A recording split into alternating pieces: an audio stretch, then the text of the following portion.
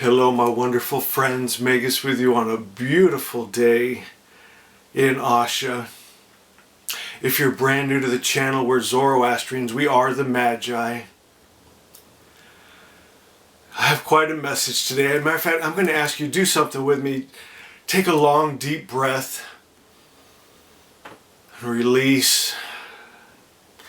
Let all the muscles in your body relax. I'm doing that for me right now because I feel almost overwhelmed.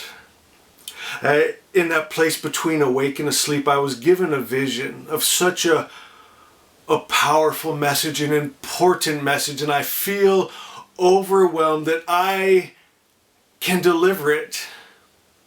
And it almost brings tears to my eyes.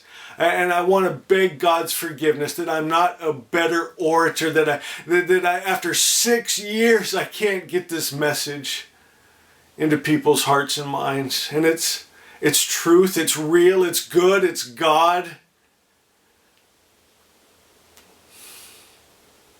And sometimes it gets overwhelming on me.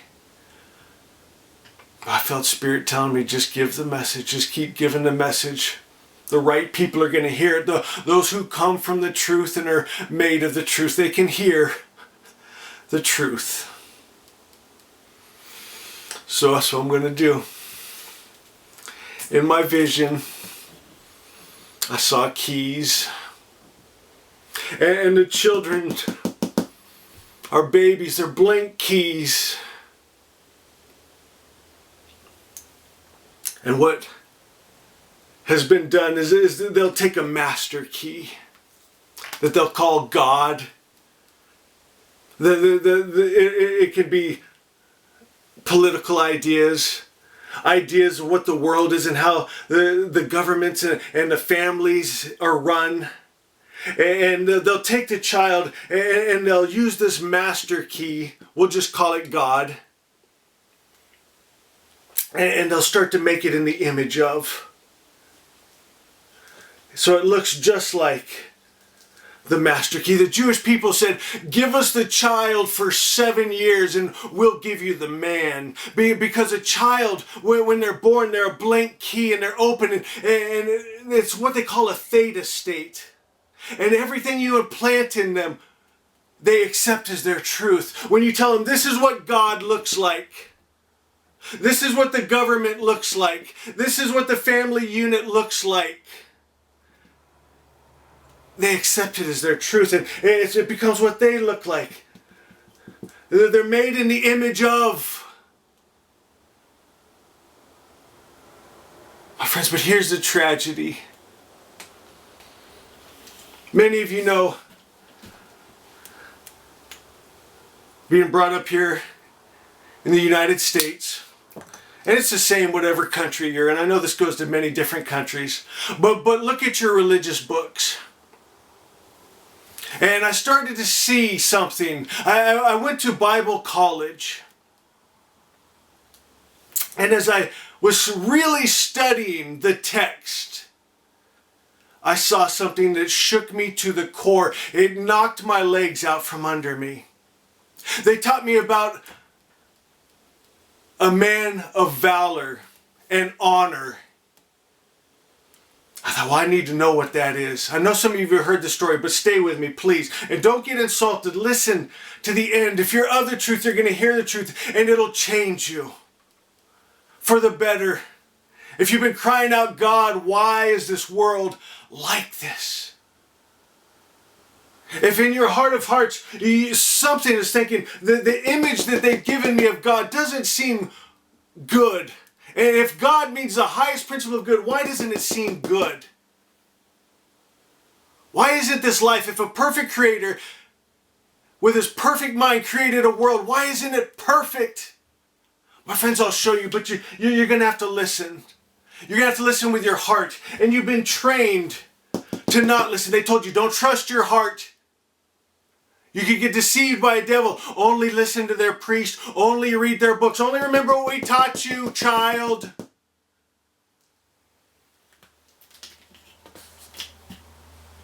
My friends, I went to Bible college and they talked about a man of valor. A man of honor. Said the Jewish people for thousands of years, every year celebrated him. Do you know why? Because this man Jephthah, he went in and he killed the men, the women, the children, and took all the spoils for the Israelites. My friends, don't be deceived. Their God has a violent spike and gives you a violent spike, and there's a reward in violence. Look around. You'll see it. When they're eating grapes the size of their fist, drinking their wine, they had concubines, my friends. That's sex slaves. That's what that is. There was a reward for it. My friends, but I'll tell you what they didn't get. They didn't get peace. You can't get joy from it. You can never get the screams of the children out of your head as you're drinking their wine and sleeping with their women, and you hear the babies, "Mommy, Mommy!" It'll never leave you.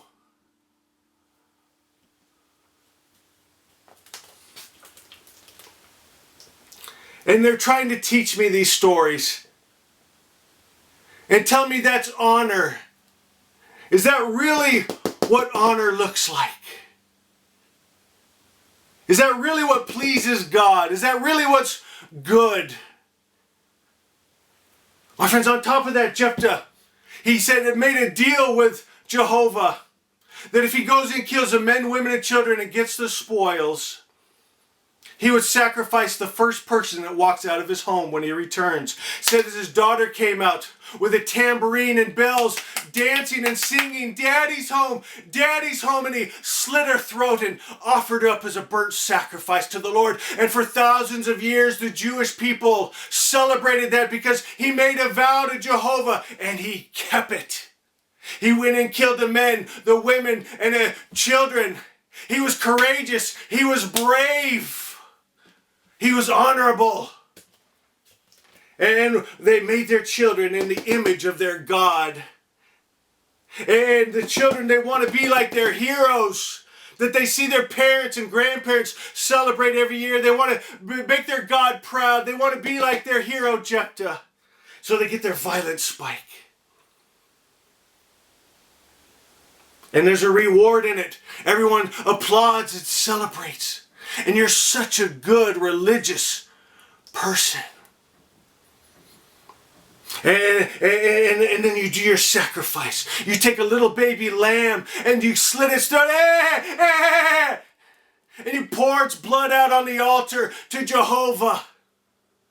And you know what, my friends? Many people listening to this are upset because they think I'm attacking their God, their way of life, their truth. But can you hear it? Those who are of the truth can hear the truth. Can you hear the wrongness in it? You were just a little blank key, and you were lied to, and you were made in the image of. And we see it today still, thousands of years later. Turn on the news. Look at Russia going into Ukraine. And I'll never forget, on the news it showed Putin standing in a church with a stained glass window of Jesus behind him. They think they're doing it for God. For country, little blank keys made in the image of. And they think they're heroes. Why not? They've been celebrated for it for thousands of years. I don't care what country you're from. It ain't no different. I don't care what you call your God, Jehovah, Allah, Shiva. My friends, what have you been made in the image of? But I'll tell you what, thank God. Thank the true God, the good God. The message of Zoroaster. There's a good image, a good key that we can model ourselves after. And this God, he doesn't get angry. He doesn't hate. He doesn't war. Doesn't kill men, women, and children. It's not confusing. It's not ridiculous. His religion, his beliefs, his ideas, just good. My friends, it's just love. It's just a perfect creator's perfect idea. Thank you, Zoroaster, for being brave enough to give us this message, and they killed him for it. Thank you, Jesus gave us this message. Jesus would not be a Christian. Let me tell you that so you don't get confused. My friends, Jesus came to show the Jewish people the error of their ways, and Christianity today has taken back Judaism. It's just gone back to Judaism. My friends, Jesus, Zoroaster, they are both killed for teaching the message of the all-good God, that we create our image in the likeness of the true. We be love, we be peace, we be joy. And my friends, it's not always rewarded. Sometimes you get crucified. Sometimes you get a sword rammed in your back. Sometimes on Instagram and YouTube, you don't get all the likes and applause. My friends, but I'll tell you what you get. You get peace. You get joy. You get true love.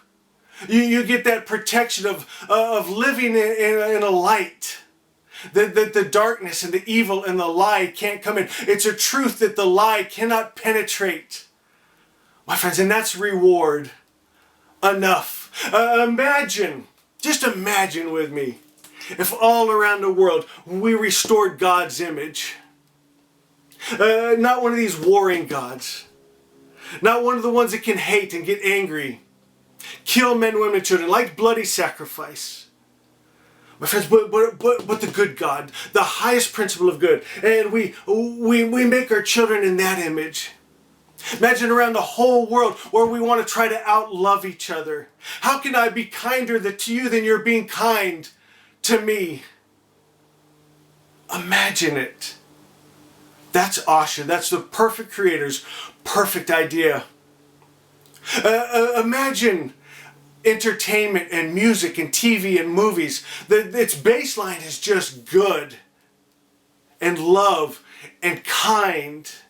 We don't need the contrast. Well, I don't need to see any more rape and murder and war and killing to know what the light looks like. I know what the light and the darkness looks like. Let's start at the baseline of light and love and see how much better we can even make it.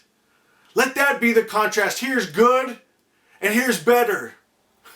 My friends, here's bliss. Here's perfect perfection. Let's let that be our contrast for a change and watch this world change. Guys, if you enjoyed this, do me a favor. Anybody can be a child of God. Anyone can be an Asha, Vana, truth knower. But to be a magi, I'll tell you what Zoroaster said. He said, he who shares my message partners with me, the magi that were, are, and shall be. And he will give you all that comes with that. It says in our holy prayer that all the prayers and miracles and spells that have ever been spoken from the Magi that were, are, and still to come become yours. Where you can start to decree and declare the highest truth, and it is. My friends, it's a partnership with beings of light and love and power and might. In that place where magic and miracles happen. What did he say to become partnered with the Magi? There's nothing you have to do, no club you have to join other than share his message. How do you share it? My friends, you know it, but on that sense of knowing that you are it, you become one with it. I am the love. I am the peace. I am the joy. When I come into a room or a situation, I bring this atmosphere, this frequency of the highest principle of God good. And I change the atmosphere. And I share it not just with my very essence, but with my words.